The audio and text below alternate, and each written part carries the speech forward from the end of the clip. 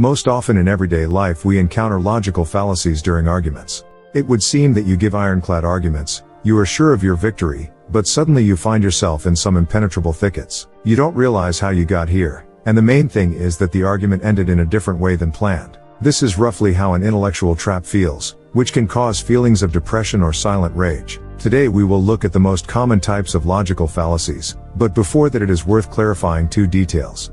First, a person may use them unconsciously, being influenced by the same errors. Therefore, you should not immediately jump to aggression. Secondly, regardless of your motives, you are not obliged to accept the rules of the game. Therefore, having noticed a logical error, do not agree with it under any pretext. Composition error. Aristotle drew attention to this as early as Aristotle in his work on the laws of logic. The error of composition occurs when a person concludes that in relation to the whole everything is true that is true in relation to its individual constituent parts. It works the same way in the opposite direction, when what is true of the whole is transferred to all of its component parts. The simplest example is attributing to a people certain traits to one particular member of that people. Start with yourself. This logical error has many names, but it all boils down to transferring the essence of the conversation to the interlocutor, something from the category of look at yourself. The argument is broken not by a counter-argument, but by pointing out your actions or inactions regarding the raised topic. Suppose you are arguing about pollution. You see it as a problem and a great threat to all of humanity. Your interlocutor is skeptical, but instead of counter-arguments, he remarks that you don't sort your garbage.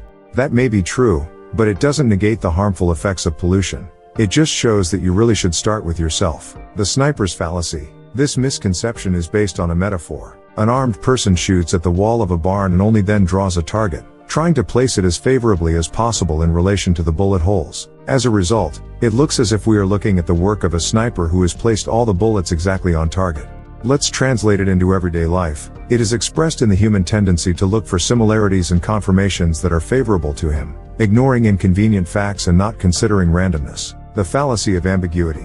The essence is contained in the name itself. The interlocutor can use words or whole logical constructions that contain several meanings. The correct interpretation depends on the will of the speaker, and your interpretation has a secondary meaning and will easily be declared wrong.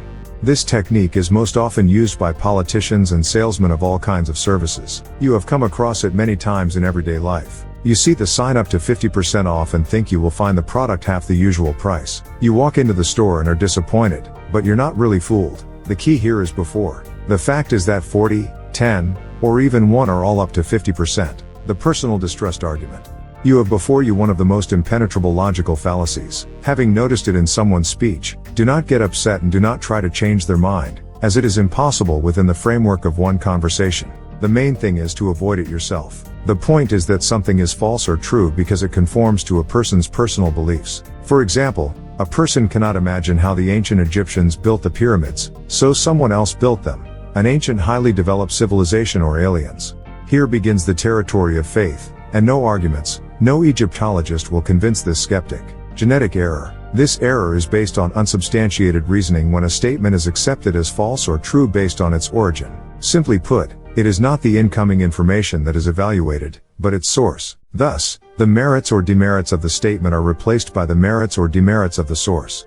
A person reports that he had an excellent literature teacher in school who told how he observed a flying saucer. Ergo, aliens exist. Such references to a good friend, an old acquaintance are common and ubiquitous. However, this is not an argument. Moreover, it is difficult to object to such a thing because of the unwillingness to offend feelings. False compromise. Finding the golden mean. Some kind of compromise can be a way out of an impasse, especially if the conversation has degenerated into a dispute on elevated tones. However, compromise implies mutual concession in details. It is not a one-way movement. Therefore, choosing something in between does not mean establishing the truth. Imagine meeting a Nazi who proposes to kill all Jews and a communist who proposes to imprison all class enemies. A centrist emerges between them, introducing a compromise solution. Kill half the Jews and lock up half the class enemies. Slippery slope. This error consists in moving from the topic or problem raised, i.e., the specifics, to something distant and hypothetical, only indirectly related to the subject of the dialogue. Argumentation and facts are relegated to the background. Unfounded assumptions take center stage. You are arguing about a uniform standard for school uniforms. Let's say you are in favor, citing that it will reduce the visible level of stratification and reduce tensions. Your interlocutor replies that it would reduce the amount of clothing sold in stores and put millions of people out of work. Burden of proof. Another impenetrable logical fallacy. Most people know that the burden of proof is always on the speaker. However, in the heat of an argument or simply from a lack of understanding of the simplest truths, the interlocutor may demand refutations of his words that are not supported by anything. If you accept the rules, you are likely to lose, because you will find it impossible to refute an unsubstantiated misconception. The interlocutor claims that the moon is hollow and is an alien spaceship, while demanding credible rebuttals from all doubters. Naturally, no one can provide them. Black and white. This fallacy or ploy is also known as the false dilemma. As arguments, the interlocutor is offered a choice of two extremes.